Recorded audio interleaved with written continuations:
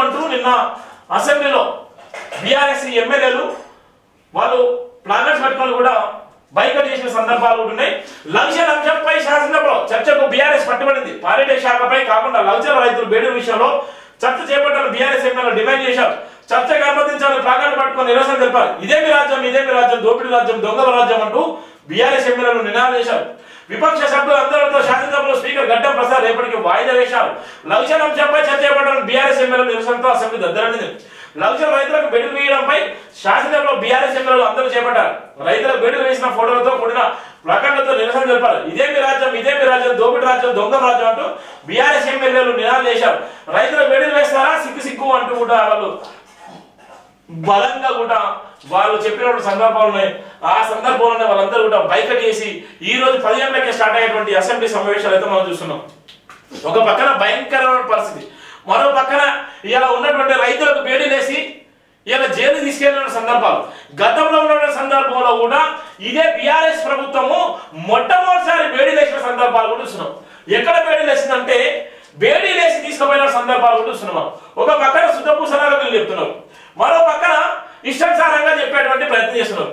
వీళ్ళు ఏ విధంగా చేసిందో బేడీలు గతంలో మనం చూసినాం. బీఆర్ఎస్ హయాంలో బేడీ వేసిన మొట్టమొదటిసారి రైతులకు బేడీ వేసినటువంటి ప్రభుత్వం కూడా బీఆర్ఎస్ ప్రభుత్వమే. ఇలా కాంగ్రెస్ విమర్శలు చేసేటువంటి ప్రయత్నం చేస్తున్నారు. ఇలా మొట్టమొదటిసారి బేడీ వేసిన తర్వాత వీళ్ళు ఇలా మాట్లాడుతున్నారు. ఇలా ఖమ్మం జిల్లాలో మొట్టమొదటిసారి రైతులకు బేడీ వేసినటువంటి ఖమ్మం జిల్లా. ఇక్కడ ఉన్నటువంటి రైతులకు మొట్టమొదటిసారి బేడీ వేసింది ఎక్కడ జిల్లా అంటే ఖమ్మం జిల్లాలో రైతులకు బేడీ వేసినటువంటి ప్రభుత్వం ఏదైనా ఉందా అంటే బీఆర్ఎస్ ప్రభుత్వం. బీఆర్ఎస్ ప్రభుత్వంలో రైతులకు మొట్టమొదటిసారి బేడీ వేసింది. సెకండ్ సారి వచ్చేసరికి నల్గొండ జిల్లాలో రైతులకు మళ్ళా బేడీ వేసింది. మళ్ళీ రైతులకు మళ్ళా బేడీ వేసింది బీఆర్ఎస్ ప్రభుత్వం. మూడోసారి వచ్చేసరికి ఇక్కడ యాదాద్రి జిల్లాలో మళ్ళా సూర్యాపేట జిల్లాకు సంబంధించి సూర్యాపేట జిల్లాకు వచ్చి మళ్ళా యాదాద్రిలో జరిగింది. అంటే 3 చోట్ల బీఆర్ఎస్ వాళ్ళు బేడీ వేసిన రైతులకు 3 చోట్ల రైతులకు బేడీ వేసి తీసుకుపోయినప్పుడు ఎవరు కూడా విమర్శ చేయలేదు, ఎవరు కూడా మాటలు. వాళ్ళు బేడీ వేసి జైలు జీవితం గడిపారు. వాళ్ళు చేసిన తప్పేంది?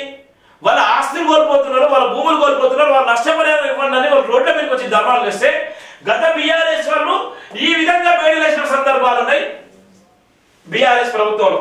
మరి ఇప్పుడున్న సందర్భంలో కాంగ్రెస్ ప్రభుత్వం ఏదైతే లగిచెర్ల ఉందో లగిచెర్ల సంబంధించుకుని లగిచెర్లలో ఉన్నటువంటి రైతులు సీఎం పరిపాలించేటువంటి నియోజకవర్గం, రాష్ట్ర ముఖ్యమంత్రి రేవంత్ రెడ్డి పరిపాలించేటువంటి కొడంగల్ నియోజకవర్గం సంబంధించినటువంటి లగిచెర్ల సంబంధించినటువంటి గ్రామస్తులు, ఆ లగిచెర్ల గ్రామస్తులను వెంటనే ఏదైతే బేడీ వేసి తీసుకొచ్చిన సందర్భాల్లో ఆ నాయక్ అనేటువంటి వ్యక్తి అక్కడ ఉన్నటువంటి సందర్భంలో సీఎం గారు వెంటనే స్పందించి ఇది ప్రజాపాలన ప్రభుత్వము, ఈ ప్రజాపాలన ప్రభుత్వంలో ఇలా ఉన్నటువంటి బేడీలు వేయొద్దని అక్కడ ఉన్నటువంటి జైలు సూపరింటెండెంట్ వెంటనే సస్పెండ్ చేసిన సందర్భాలు ఉన్నాయి. మరి ఇక్కడ ఉన్నటువంటి రైతులకు సంబంధించినట్టే 3 టైమ్స్ బేడీలు వేసిన సందర్భంలో ఒక జైలు సూపరింటెండెంట్ కానీ లేకపోతే బేడీలు వేసినటువంటి అధికారులు కానీ వాళ్ళ ప్రేరేపించినటువంటి పోలీసు అధికారులు కానీ బీఆర్ఎస్ ప్రభుత్వం సస్పెండ్ చేసిందా? మరి ఇక్కడ సస్పెండ్ చేసింది జైలు సూపరింటెండెంట్. ఇది ఉన్నటువంటి కాంగ్రెస్ ఉన్నటువంటి చిత్తశుద్ధి అని వాళ్ళు చెప్తున్నారు. మరో పక్కన చూసుకున్నట్లయితే ఇక్కడ ఈ వివక్షత సంబంధించి వీళ్ళు ప్లాకార్డు పట్టుకున్నారు. ఒక పక్కన రైతులు, మరో పక్కన రైతులు ఇష్టానుసారంగా ఆత్మహత్యలు చేసుకున్నారు. రైతుల ప్రాణాలు పోవడానికి కారణం కూడా ప్రధాన కారణం బీఆర్ఎస్ ప్రభుత్వమే.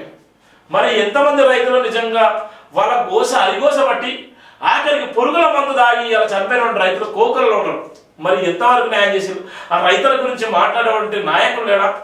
ఇవాళ అదే సందర్భంలో ఇవాళ పిట్ట కొడుకులాగా రాలిపోయేటువంటి విద్యార్థులు ఉన్నారు. వాళ్ళ ప్రాణాలు నిజంగా ప్రాణంగా పెట్టుకొని ఇవాళ చదువుకుంటే ఐఏఎస్ అయిపోతారు, ఐపీఎస్ అయ్యేటువంటి లక్ష్యం కోసం వాళ్ళు గురుకుల పాఠశాలకు వస్తే ఎంతో మంది ఇలా ఆత్మహత్యలు చేసుకుని ఎంతో మంది ప్రాణాలు కోల్పోయారు. మన వారి గురించి మాట్లాడరా?